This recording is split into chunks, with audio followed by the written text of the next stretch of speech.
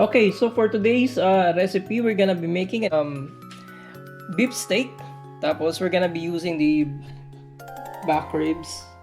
So these are the ingredients. You will need at least 3 tablespoons of unsalted butter. Tapos you will also need the corn, then some bay leaves, 2 cloves of garlic, and then black pepper. Tapos you will also need an onion chopped. Tapos you also need these mushroom chop, and then perhaps you're gonna be using salt. You will also need 2 tablespoons of olive oil, 3 tablespoons of flour, 2 teaspoons of Worcestershire sauce. Like that.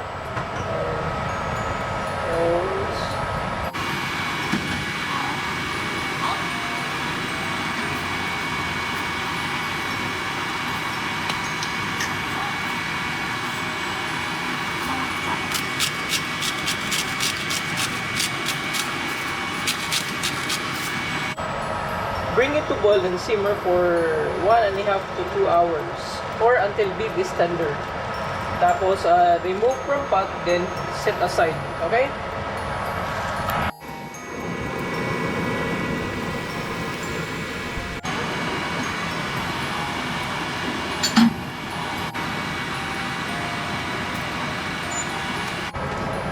So, you remove the beef. This is now your reduced beef. Set aside. Remove that. Okay, good.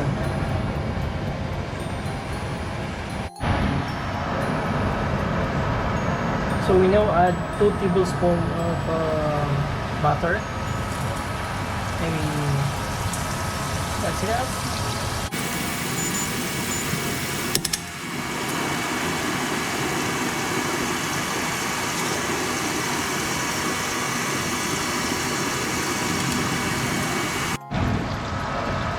Now, add our mushrooms.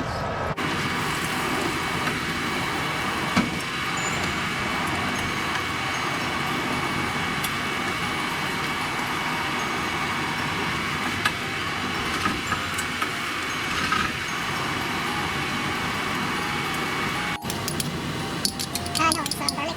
Or add your garlic.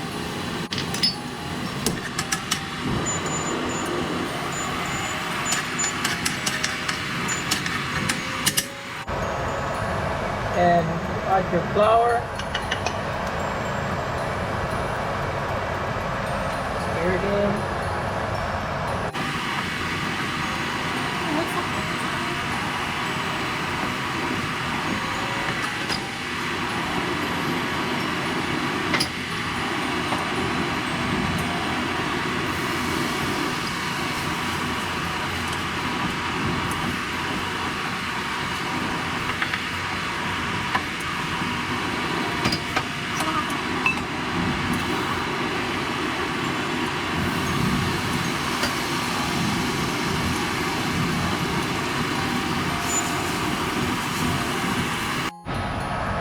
So our gravy is almost done. Tapos lagyan natin ng konting spice lang para makalasa.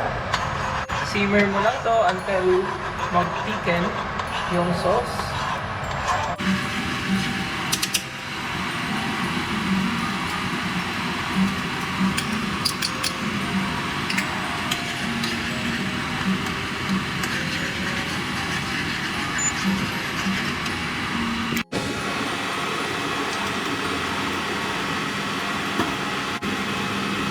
And so we can start cooking it.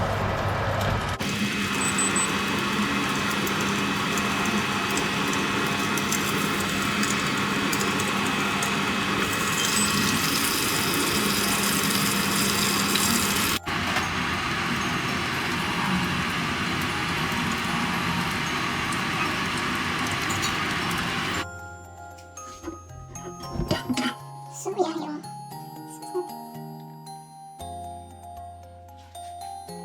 okay. Ang ganda dyan.